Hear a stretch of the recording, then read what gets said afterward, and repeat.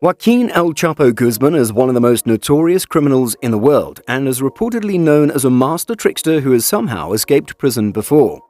Unfortunately, now he's been locked in one of the most heavily guarded prisons in the world. But how well guarded is his cell? Can he still escape?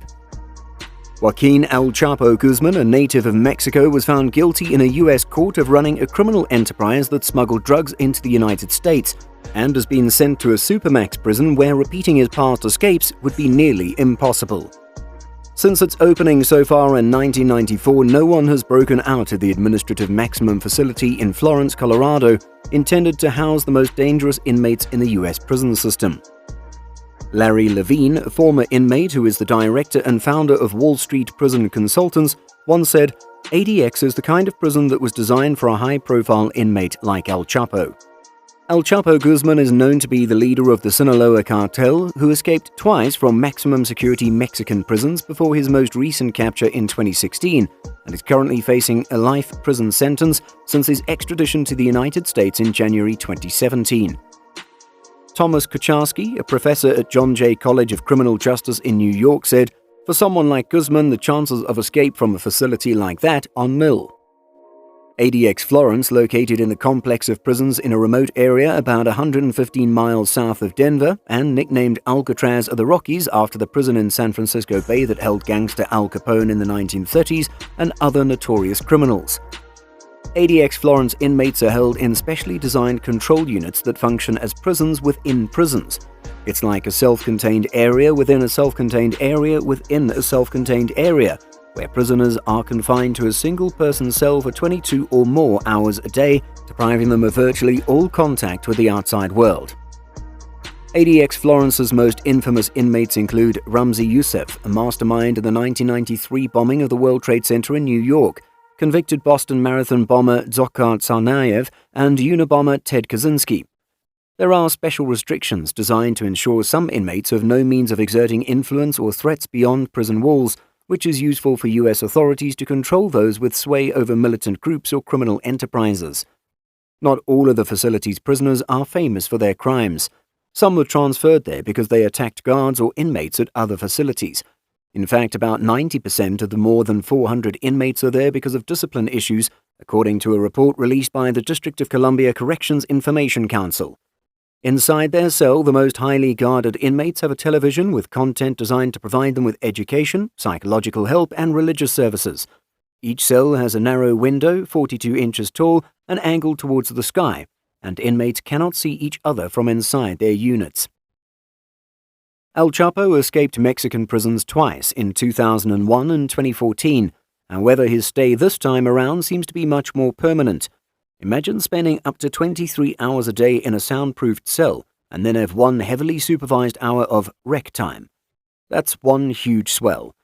Their supervised hour of rec time is observed while both handcuffed and shackled. Phones are banned, and there's an extremely limited version of television available, which could mean black and white recreational, religious, and educational programming. Everything in the cell is made of stone and is structurally attached to the wall or floor.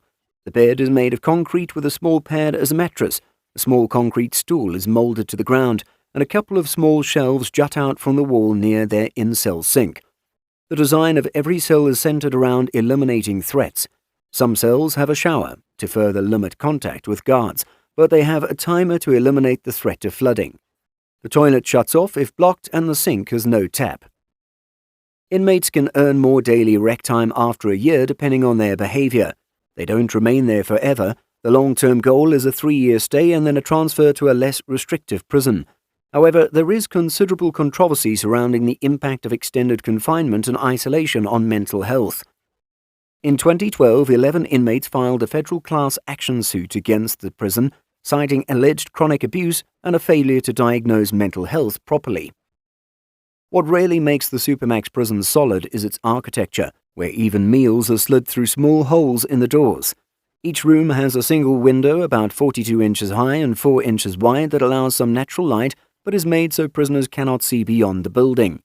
The architecture of the building is the control, which means it is designed so the inmates cannot see the sky. Intentionally, it is compared to putting up wires so helicopters can't land. As earlier mentioned, the inmates have little contact outside of guards and prison staff. They must wear leg irons, handcuffs, and stomach chains when taken outside their cells and be escorted by guards. The recreation hour is allowed in an outdoor cage slightly larger than prison cells, and inside the cage is the only place where the inmates can get a good look at the sky. At each turn, the inmates are subjected to hundreds and hundreds of cameras as metal doors are sliding open and closed. Like all prisons, the ADX is also divided into sections, where El Chapo Guzman is in the H unit, regarded as one of the craziest units in the facility. While some cells have radios and black and white televisions that provide religious, educational, and general interest programs, the H unit is void of those amenities. Here, mail and conversations are monitored at all times, and inmates at some point may be able to get prison jobs, such as cleaning showers, or move into the general population if only allowed by the ruling judicial body. These cells are reserved for inmates with DOJ-imposed special administrative measures intended to strictly limit all communications with the outside world. Only members of a prisoner's legal team and immediate family are permitted to visit, and the prisoners sit on the other side of a glass window. They speak over telephones where all personal conversations are monitored. Legal conversations and correspondence with attorneys, however, are considered privileged and private. Currently, El Chapo isn't allowed communication with anyone but his lawyer.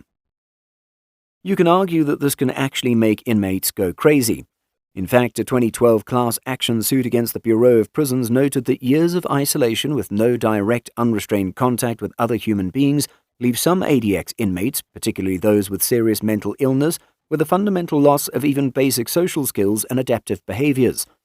They predictably find themselves paranoid about the motives and intentions of others.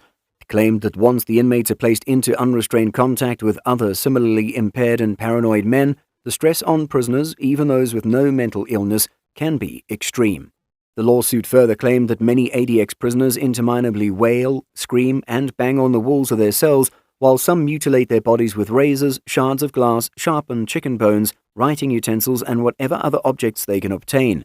A number swallow razor blades, nail clippers, parts of radios and televisions, broken glass, and other dangerous objects. There are further claims that some inmates have delusional conversations with voices they hear in their heads, while others spread feces and other human waste and body fluids throughout their cells or hurl it at correctional officers. To be exact, when you put a person in a box for 23 hours a day and you tell them that's the rest of your life, each person has their own coping skills. At least 6 prisoners have reportedly committed suicide since ADX opened in 1994, and most of the suicides involve prisoners hanging themselves with bedsheets. Laura Rovner, a University of Denver College of Law professor who has represented ADX prisoners, said reports of conditions at the notorious Guantanamo Bay prison in Cuba compare favorably with some conditions at ADX. She said, "For many people, being confined at ADX in what will amount to a life sentence there really is kind of a form of living death. It just takes everything away from you. Your existence is limited to the 4 walls of this small cell, and frankly, not much else." Prisoners in the H unit rarely have access to less restricted general population units, according to Amnesty International.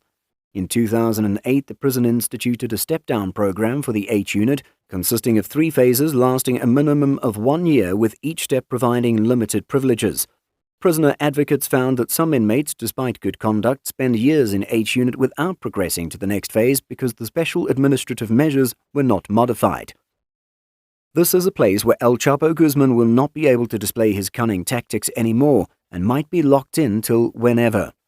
Like and share the video with your friends. Don't forget to subscribe and ring the notifications bell to stay connected with the channel.